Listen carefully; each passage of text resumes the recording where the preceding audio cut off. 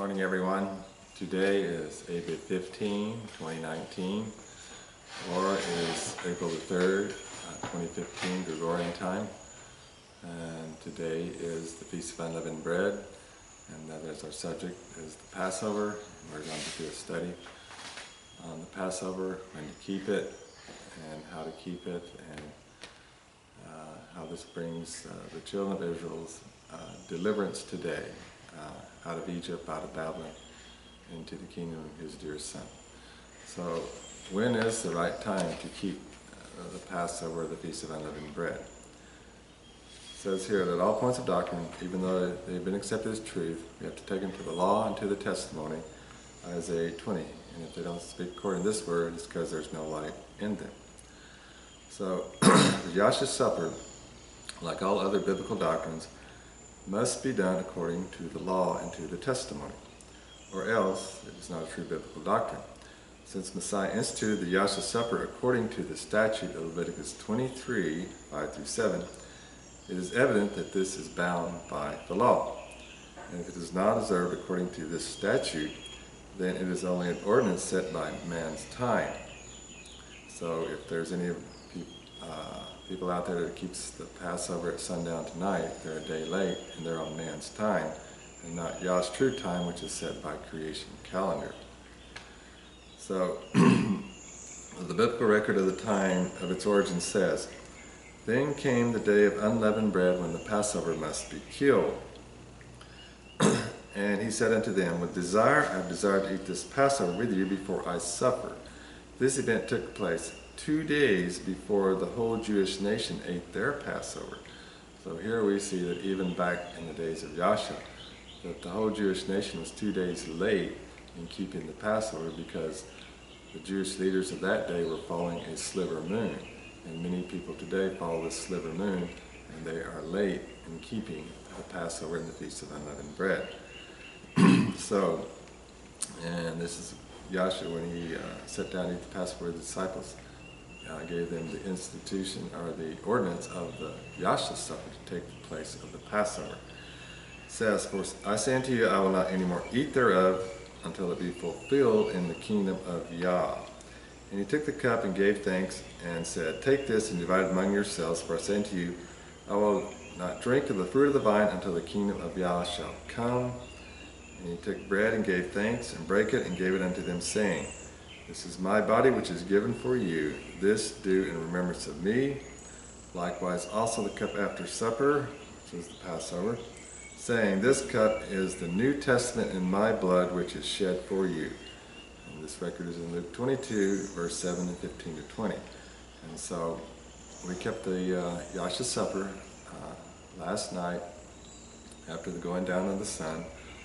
And according to his word, his law, you killed the Passover in the Old Testament at the 9th hour, at the time of the evening sacrifice, and then you made ready the Passover lamb to be eaten that night when the sun went down. And of course, when the sun set on April the 14th, and it was the 15th day of the month, a holy day, and that is when the whole Jewish nation kept the Passover, and they were delivered out of Egypt. That is when Yahshua ate the Passover lamb with the disciples and instituted in its place the Yahshua Supper. I want to read something now in the Desire of Ages, page 652. It says, "The Master Yahshua, the same night in which he was betrayed, took bread, and when he had given thanks, he brake it and said, Take, eat. This is my body which is broken for you. This do in remembrance of me. After the same manner also he took the cup when he had supped, saying, This cup is the New Testament in my blood. This do as often as you drink it in remembrance of me. For as often as you eat this bread and drink this cup, you do show Yahshua's death till he come." So the Yahshua Supper today is a memorial of his death on the cross for the sins of those that were committed in the Old Testament. And today we have his blood that is shed for us in the New Testament for our sins today. Now, Messiah was standing at the point of transition between two economies and their two great festivals. He, the spotless Lamb of Yah, was about to present himself as a sin offering, that he would thus bring to an end the system of types and ceremonies that for 4,000 years had pointed to his death. Now, if these types and ceremonies had pointed to his death for 4,000 years, then when was the first Passover? Well, let's go to Genesis chapter 3, and we'll find out when the 4,000 years began. And this is the temptation of Eve, and she believed the serpent's lie, and man fell into sin. And then verse 14 says, "And Yah said unto the serpent, Because thou hast done this, thou art cursed above all cattle, and above every beast of the field. Upon thy belly shalt thou go, and dust shalt thou eat all the days of thy life." So we see here the serpent received a curse because it cooperated with Satan and deceiving Eve. Verse 15, "And I will put enmity between thee and the woman, and between thy seed and her seed. It shall bruise thy head, and thou shalt bruise his heel." So here we have a distinction between the two seeds, the woman's seed, which is the ones that keep his covenant today, and the serpent's seed, those that basically make war with the woman's seed, according to Revelation 12:17. Okay, and on that point, there's two seeds. There's the woman's seed and Satan's seed.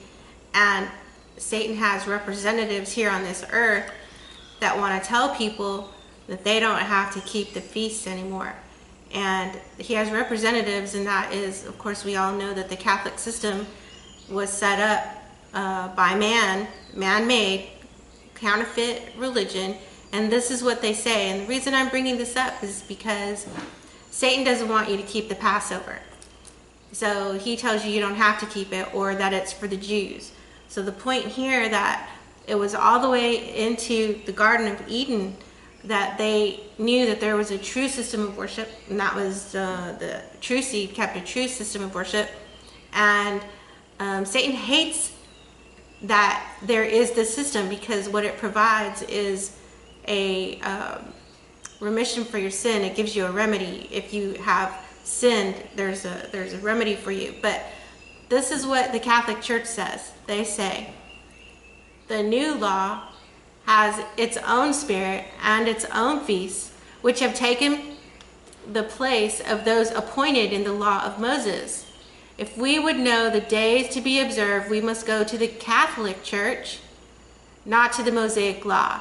Cardinal Gibbons states this in the Catholic Catechism. So, yeah, the new law is what most of the world keeps.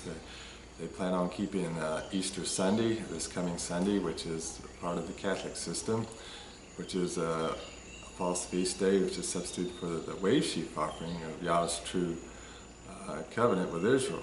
So there's been many deceptions made by the man of sin that the world is completely unaware of. Okay, let's go back to Genesis 3. It says in verse 19, "In the sweat of thy face shalt thou eat bread till thou return into the ground, for out of it wast thou taken. For dust thou art, and unto dust shalt thou return," showing that man, because of his sin, would have to die and return to dust. In verse 20, "And Adam called his wife's name Eve, because she was the mother of all living. Unto Adam also and to his wife did the Yah make coats of skin and clothe them." So here we see that in order for Yah to make Adam and Eve coats of skin, he had to slay the Passover lamb. And so this is what he did in the Garden of Eden, right after man had sinned. He had to slay the lamb and offer the blood so that the death angel would pass over and not kill Adam and Eve for their sin, because the soul that sinneth it shall die. So the wages of sin, the penalty for is death. For sin and transgression is death, right. So the first Passover lamb was offered at the Garden of Eden, and Yah, after he had slain the lamb, took the skin of the lamb and made Adam and Eve clothing to wear. And then in verse 22 says, "And the Yah said, Behold, the man is become as one of us, to know good and evil. And now lest he put forth his hand and take also the tree of life, and eat and live forever. Therefore the Yah sent him forth from the Garden of Eden to till the ground from whence he was taken." So he drove out the man, and he placed at the east of the Garden of Eden cherubims, and a flaming sword which turned every way to keep the way of the tree of life. So here, after he drove Adam and Eve out of the Garden of Eden, he put cherubims there to guard the gate. And we know that in Exodus 25 it talks about the two cherubims that are on the Ark of the Covenant. And so not only did he have them for guards, he also set up the sanctuary system there, which Ellen G. White says that this is where Cain and Abel reared their altars and come to worship Yah. So he set up the sanctuary system 4,000 years before the cross. And so at the end of the 4,000 years, Yahshua died on the cross for the sins of mankind that were committed in the Old Testament. So I wanted to show you that point, that there was 4,000 years from the creation of Adam to the birth of Yahshua. And there was 4,000 years from Adam and Eve's sin in the Garden of Eden to Yahshua's death on the cross. And this is a type to show when the end of the world is, and we'll talk about that more in another study. Now it says, so as he ate the Passover with the disciples and instituted the Yahshua supper, he would bring to an end the system of types and ceremonies. In other words, the slaying of the Passover lamb was to be brought to the end at the cross, because type meant antitype when Yahshua died on the cross. He was the lamb slain from the foundation of the world, so showing that he was slain there at the Garden of Eden through the sacrifice of the Passover lamb then. As he ate the Passover with his disciples, he instituted in its place the service that was to be the memorial of his great sacrifice. The national festivals of the Jews was to pass away forever. The service which Messiah established was to be observed by his followers in all lands and through all ages. So, what service did he institute in the place of the Passover? It says here, the Passover was ordained as a commemoration of the deliverance of Israel from Egyptian bondage. Yah had directed that year by year, as the children should ask the meaning of this ordinance, the history should be repeated. Thus, the wonderful deliverance was to be kept fresh in the minds of all. So we know that when they kept the Passover, it was also a remembrance of their deliverance out of Egypt. That was actually 2,500 years later, after Adam and Eve sinned in the Garden of Eden. So thus, this wonderful deliverance was to be kept fresh in the minds of all. The ordinance of the Yahshua supper was given to commemorate the great deliverance wrought out as a result of the death of Messiah. Till he shall come the second time in power and glory, this ordinance is to be celebrated. It is the means by which his great work for us is to be kept fresh in our minds. So that is why we keep today the ordinance of the Yahshua supper, to commemorate his death on the cross, and to look forward to his second coming to deliver his people. And that Passover is a time of deliverance for his chosen seed. Now, go back here and find out when is the true time to keep this. We know that we see that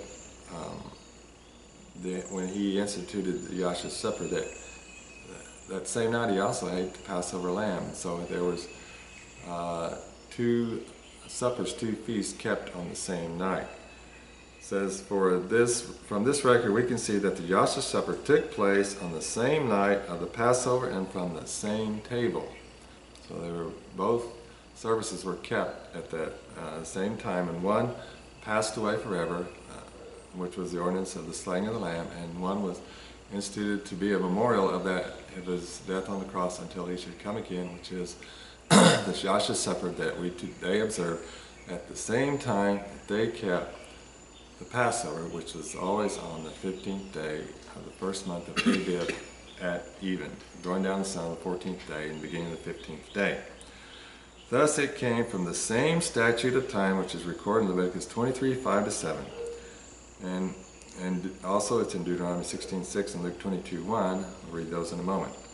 So there is no other law authority to ordain this feast Sabbath but by this. So this is how you prove it, by the law and the testimony. Go right back to Leviticus 23. It gives you the time, the statute, when to keep it. And so when do we keep it? Well, it says here in, this is Patriarchs and Prophets, page 537, chapter on the annual feast, Ellen G. White writes, The first of these festivals, the Passover, the Feast of Unleavened Bread, occurred in Abib. So you always have to keep in Abib, which is the first biblical month of the year. This is the first month of the Jewish year, and it corresponds to the last of March and the 1st of April. So in order to keep Passover or the Yahshua Supper today at the right time, it would have to be the last 2 weeks of March or the first 2 weeks of April. In other words, the year begins with the vernal equinox. When day and night are equal, it is the beginning of the solar year, and actually it cuts in half the Gregorian months, and so March 16, the vernal equinox, begins the new year, and so the first month would end on April the 15th. So this is when you always have to keep the Yahshua Supper, the Passover, between March 17 and April 15. If you keep it before then, you're too early. If you keep it after April 15, you're too late. You're in the second month, and Yah will not honor it. So this is the true time to keep the Yahshua Supper today. It's the last half of March and the first half of April. Now you just said that the Yah will not honor it if it's on the wrong day, okay? Because he says to the law and to the testimony. So you have to go by the right day. So when people say it doesn't matter what day I keep, or, well, I'm going to keep it over here with my friends and they're on the wrong day, but it doesn't matter. Yah still accepts it.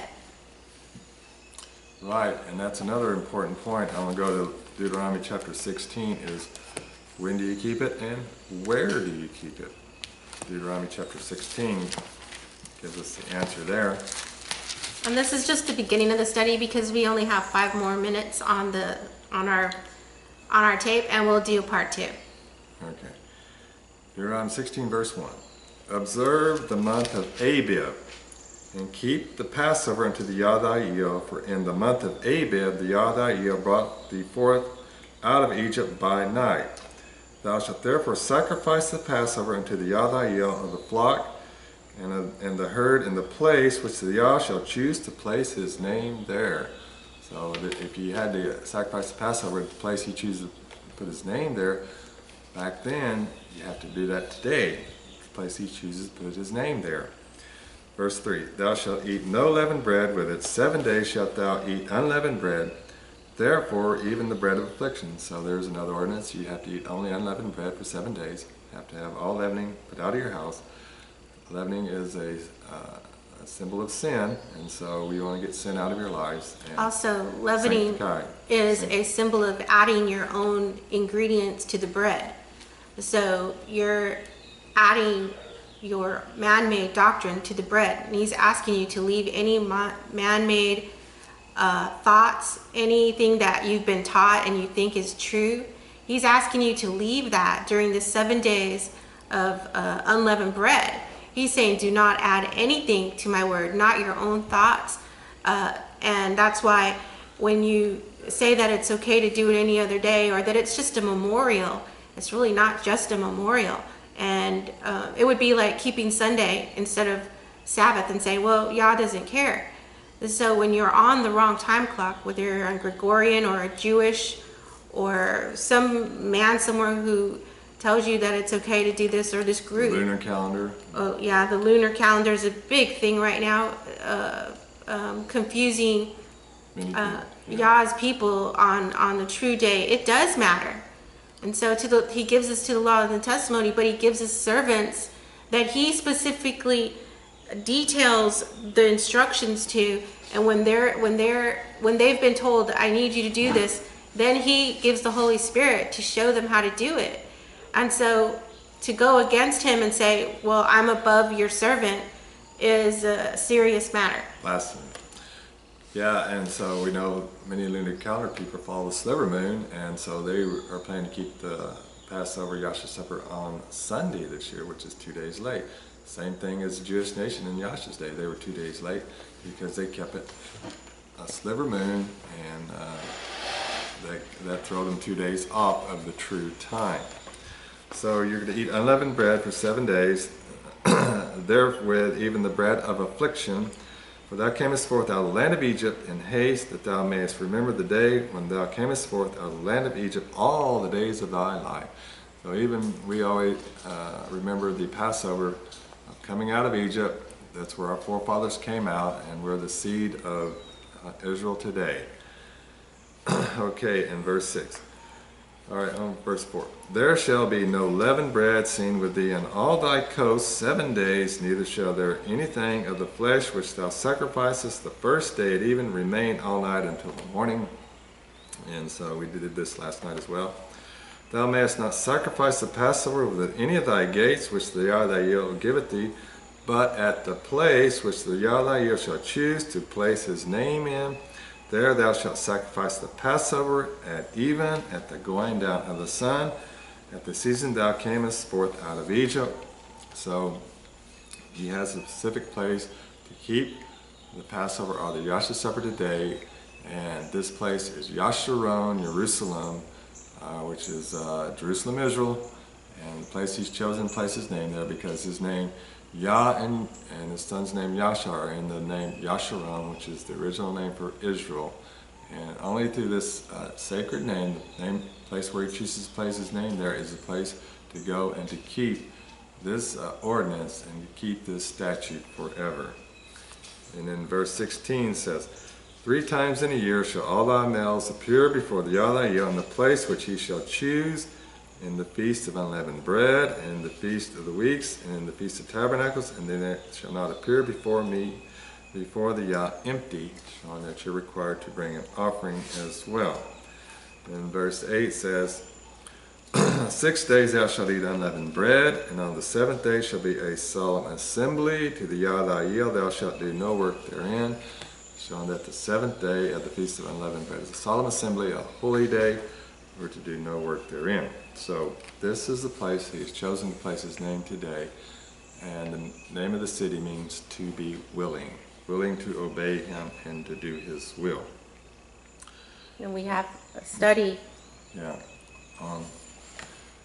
at timesandlaws.wordpress.com about the name Yasharon and why he is placing his name at the place that we are keeping the feast. Right. It's here in the Austin area. So we can see that we have a place to keep it, a time to keep it, and what we're to do during that whole week. It says, there is no other law authority to ordain this feast Sabbath but by this, Leviticus 23, verses 5 to 14. So therefore, anyone who continues to observe it at any other time which other than what is herein commanded, they are doing it without biblical authority, and so they are under the condemnation of Isaiah 20. So what they're doing, they have no light in their feasts or statutes if they're keeping it at the wrong time and in the wrong place. So some partake of this ordinance every day, some do it every Sunday, others do it once a month, and still others do it 4 times a year. Adventists do that. But the Bible calls for it to be done only once a year, on the 15th day of the first biblical month of Abib. So hence do it any other time. You're in this category here which says, but in vain they do worship me, teaching for doctrines, commandments of men. And so many people that think they're honoring Yah are actually teaching commandments of men, and their worship is in vain. So there is a way which seemeth right unto a man, but the end thereof are the ways of death. Proverbs 14:12. It seems like you're doing it right, everything's okay, but it's not according to the law and the testimony, then it's wrong. Thy word, O Yah, is in the sanctuary, whose already Yah is our Yah. It's in Psalm 77:13. So that's why we follow in the sanctuary today, is keeping this ordinance according to his time and his schedule. It says, for I am the Yah, I change not, therefore you sons of Jacob are not consumed. No, this law has never been changed, it's there forever, and we be keeping it throughout eternity, and the earth made new. And these actually feasts were appointed at the week of creation, Genesis 1:14. They're appointed for signs and for seasons and days and years, and the seasons are the time when you keep his holy feast. So let's go ahead and bring it to a conclusion. Okay, so we're just saying keep his feast according to his law and his commands and his ways, and at the place where he chooses to place his name there, and keep the leavened bread out of your house, and eat only unleavened bread for 7 days. And this is following this statute will sanctify you for His everlasting kingdom. And so this brings us to the end of our study for today. Pray that we will have a part 2, so just be looking for the part 2, and also any studies or any questions you have, just let us know down below, and we can answer your questions. We can write to you. We can give you any information you need. May you be blessed on this Passover, and may you understand why we keep it on the appointed times that Yah gives to His servant, and that you will believe that Yah uses His servant in these last days. Hallelujah.